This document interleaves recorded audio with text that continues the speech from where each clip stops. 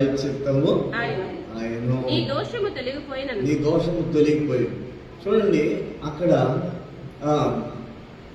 తన స్థితి తనకు గుర్తించగలిగినప్పుడు, గ్రహించగలిగినప్పుడు దేవుడు చూసి, అయ్యో నేను అపవిత్రమైనటువంటి పెదవులు కలవాడను, అపవిత్రమైనటువంటి జనుల మధ్య నివాసం చేసినటువంటి వాడను అనేది తెలుసుకున్నప్పుడు ఏమైపోయిందండి? అంటే విడుదల కోరుకుంటున్నాడు కదా, విమోచన కోరుకుంటున్నాడు కదా. అప్పుడు శరాబులలో ఒక శరాబు బలిపీఠంలో ఉన్నటువంటి నిప్పును తీసి పెదవులను అంటించినప్పుడు దోషము తొలగిపోయేను, పాపములకు ప్రాయశ్చిత్తము కలిగిన ధైర్యం వచ్చింది. పాపం ఎప్పుడైతే పోతుందో అప్పుడు ధైర్యం వస్తుంది. పాపం ఉన్నంతకాలం భయం వస్తుంది, భయం ఉంటుంది.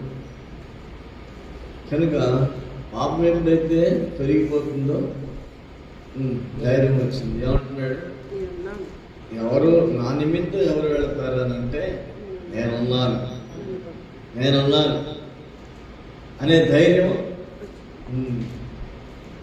రావాలి.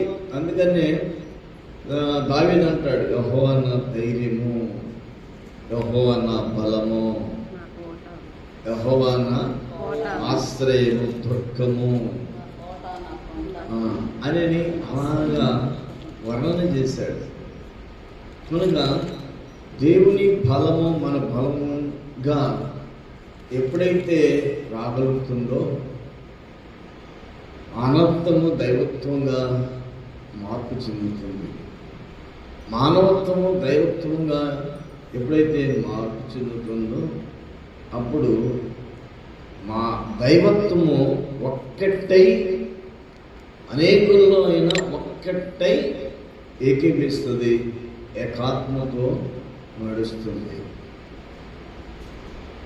కనుక ఆ దినాల్లో యేసుక్రీస్తు ప్రభు ఉన్నంత కాలం కూడా